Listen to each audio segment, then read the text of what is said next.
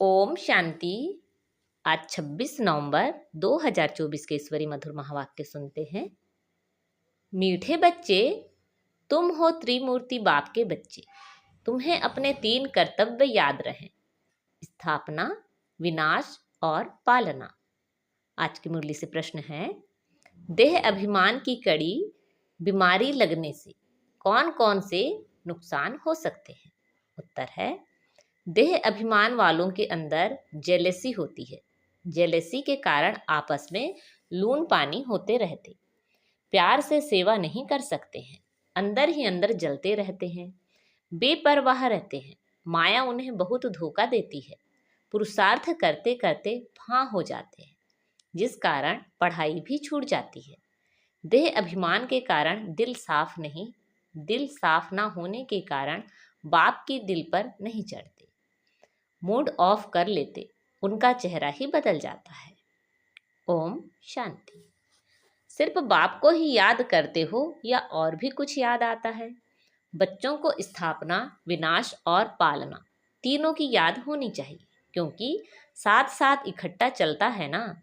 जैसे कोई बैरिस्टरी पढ़ते हैं तो उनको मालूम है, मैं बैरिस्टर बनूंगा, वकालत करूंगा, बैरिस्टरी की पालना भी करेंगे ना।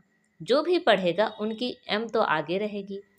तुम जानते हो, अभी हम कंस्ट्रक्शन कर रहे हैं, पवित्र नई दुनिया स्थापन कर रहे हैं। इसमें योग बहुत जरूरी है। योग से ही हमारी आत्मा जो पतित बन गई है वह पावन बनेगी, तो हम पवित्र बन फिर पवित्र दुनिया में जाकर राज्य करेंगे। यह बुद्धि में आना चाहिए। सब इम्तिहानों में सबसे बड़ा इम्तिहान व सभी पढ़ाइयों से उच्च पढ़ाई यह है। पढ़ाइयाँ तो अनेक प्रकार की हैं ना। वह तो सब मनुष्य को पढ़ाते हैं, और वह पढ़ाइयाँ इस दुनिया के लिए ही है। पढ़कर फिर उनका फल यहाँ ही पाएंगे। तुम बच्चे जानते हो, इस बेहद की पढ़ाई का फल हमको नई दुनिया में मिलना है।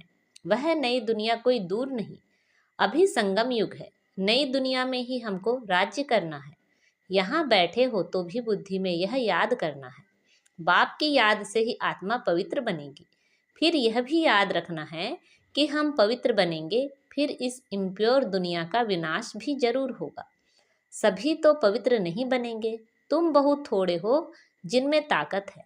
तुम्हारे में भी नंबरवार ताकत अनुसार ही सूर्यवंशी चंद्रवंशी बनते हैं ना। ताकत तो हर बात में चाहिए।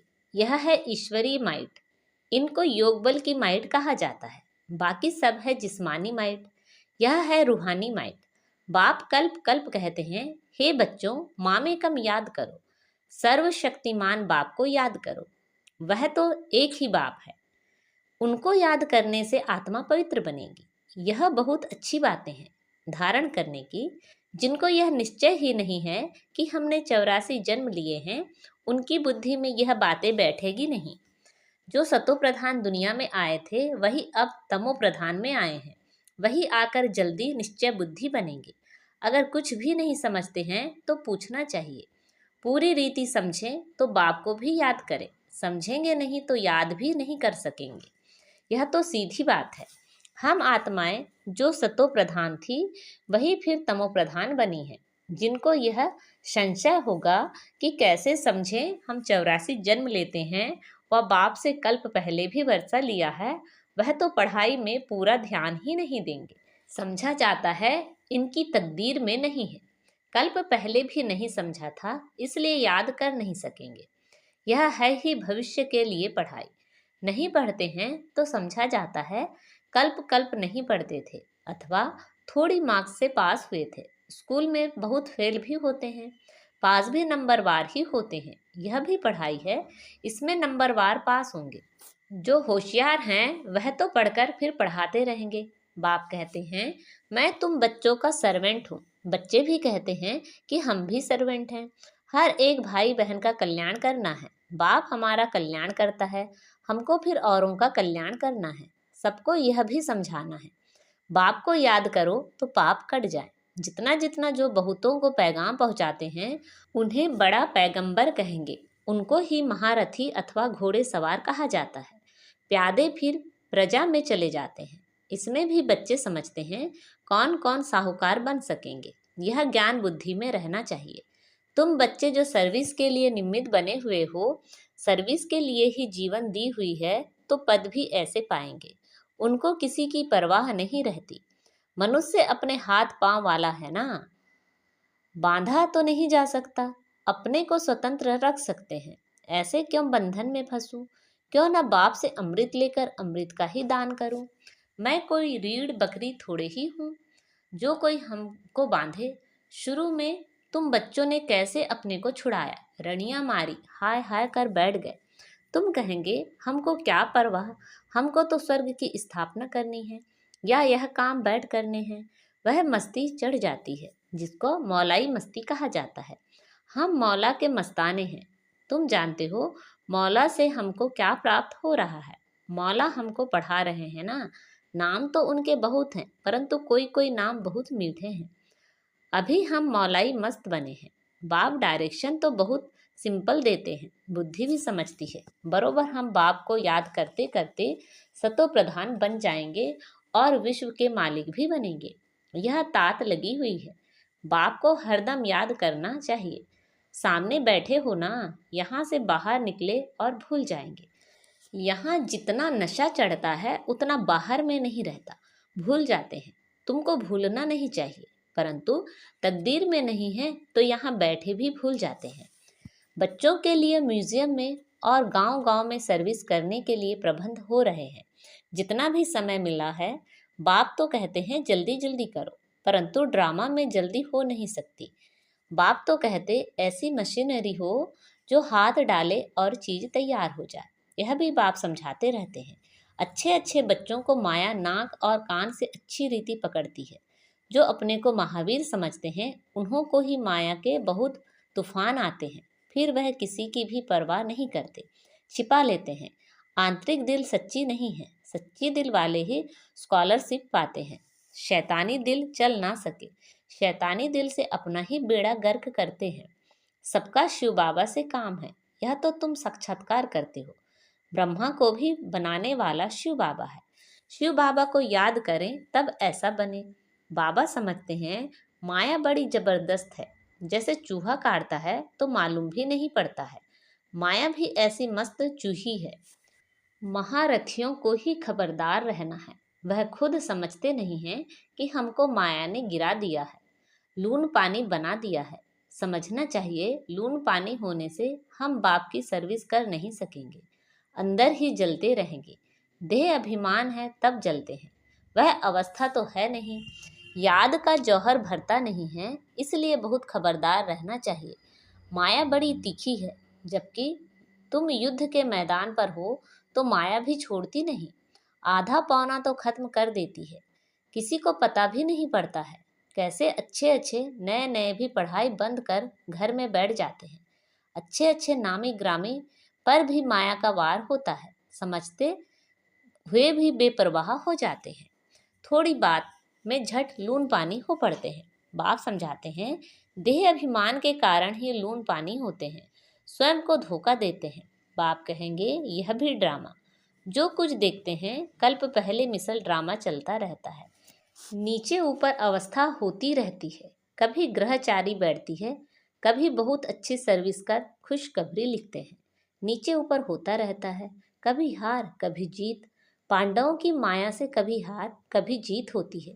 अच्छे अच्छे महारथी भी हिल जाते हैं, कई मर भी जाते हैं। इसलिए यहाँ भी रहो, बाप को याद करते रहो और सर्विस करते रहो। तुम निमित्त बने हुए सर्विस के लिए। तुम लड़ाई के मैदान में हो ना।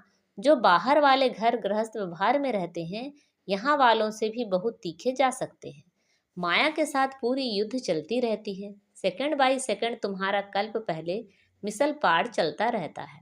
तुम कहेंगे इतना समय पास हो गया, क्या क्या हुआ, वह भी बुद्धि में है। सारा ज्ञान बुद्धि में है। जैसे बाप में ज्ञान है, इस दादा में भी आना चाहिए। बाबा बोलते हैं तो जरूर दादा भी बोलते होंगे।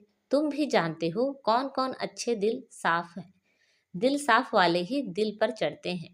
उनमें लून पानी का स्वभाव नहीं रहता है, सदैव हर्षित रहते हैं। उनका मूड कभी फिरेगा नहीं। यहाँ तो बहुतों की मूड फिर जाती है, बात मत पूछो। इस समय सभी कहते हैं हम पतित हैं, अभी पतित पावन बाप को बुलाया है कि आकर पावन बनाओ। बाप कहते हैं, बच्चों मुझे याद करते रहो तो तुम्हारे कपड़े साफ हों। मेरी श्रीमत पर चलो। श्रीमत पर ना चलने वालों का कपड़ा साफ नहीं होता, आत्मा शुद्ध होती ही नहीं। बाप तो दिन रात इस पर ही जोर देते हैं। अपने को आत्मा समझो। देह अभिमान में आने से ही तुम घुटका खाते हो। जितना जितना ऊपर चढ़ते हो, खुशनुमा होते जाते हो और हर्षित मुख रहता है।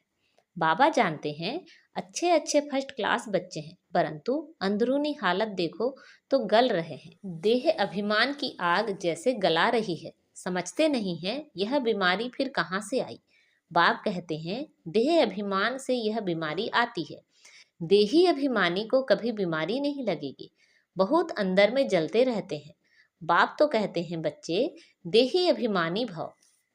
पूछते हैं यह रोग क्यों लगा है। बाप कहते हैं यह देह अभिमान की बीमारी ऐसी है, बात मत पूछो।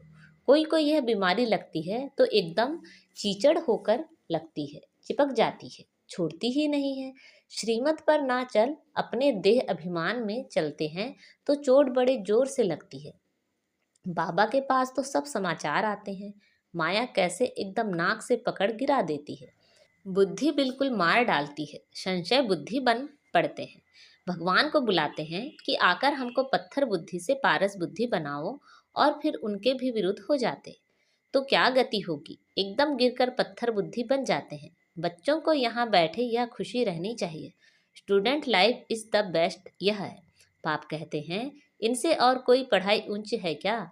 दी बेस्ट तो यह है, 21 जन्मों का फल देती है। तो ऐसी पढ़ाई में कितना अटेंशन देना चाहिए। कोई तो बिल्कुल अटेंशन नहीं देते हैं। माया नाक कान एकदम काट लेती है। बाप खुद कहते हैं आधा कल्प इनका राज्य चलता है तो ऐसा पकड़ लेती है जो बात मत पूछो। इसलिए बहुत खबरदार रहो, एक दो को सावधान करते रहो। शिव बाबा को याद करो, नहीं तो माया कान नाक काट लेगी, फिर कोई काम के नहीं रहेंगे। बहुत समझते भी हैं कि लक्ष्मी नारायण का पद पाएं, इम्पॉसिबल है। थक कर फां हो जाते हैं। माया से हार खाकर एकदम किचड़े में जाकर पड़ते हैं। देखो हमारी बुद्धि बिगड़ती है तो समझना चाहिए माया ने नाक से पकड़ा है। याद की यात्रा में बहुत बल है, बहुत खुशी भरी हुई है। कहते भी हैं खुशी जैसी खुराक नहीं। दुकान में ग्राहक आते रहते हैं, कमाई होती रहती है, तो कभी उनको थकावट नहीं होगी, भूख नहीं मरेंगे, बड़ी खुशी में रहते हैं। तुमको तो अथाह बेशुमार धन मिलता है, तुम्हें तो बहुत खुशी रहनी चाहिए। देखना चाहिए हमारी चलन दैवी है या आसुरी है। समय बहुत थोड़ा है, अकाले मृत्यु की भी जैसे रेस है। एक्सीडेंट आदि देखो कितने होते रहते हैं। तमो प्रधान बुद्धि होते जाते हैं। बरसात जोर से पड़ेगी, उनको भी कुदरती एक्सीडेंट कहेंगे। मौत सामने आया कि आया। समझते भी हैं एटॉमिक बॉम्ब की लड़ाई छिड़ जाएगी। ऐसे ऐसे खौफनाक काम करते हैं, तंग कर देंगे तो फिर लड़ाई भी छिड़ जाएगी।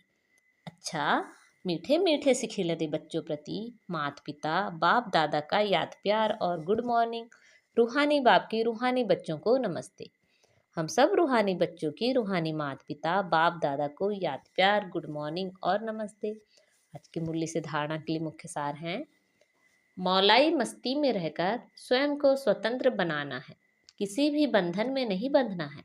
माया चूही से बहुत बहुत संभाल रखनी है, खबरदार रहना है, दिल में कभी भी शैतानी ख्याल ना आए। बाप द्वारा जो बेशुमार धन ज्ञान का मिलता है, उसकी खुशी में रहना है। इस कमाई में कभी भी संशय बुद्धि बन थकना नहीं है। Student life the best life है, इसलिए पढ़ाई पर पूरा पूरा ध्यान देना है। आज बाबा ने हमें वरदान दिया है, सदा अलर्ट रहे, सर्व की आशाओं को पूर्ण करने वाले मास्टर मुक्ति जीवन मुक्ति दाता भव।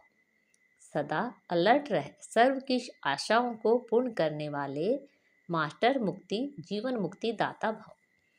अब सभी बच्चों को यह शुभ संकल्प इमर्ज होना चाहिए कि सर्व की आशाओं को पूर्ण करें।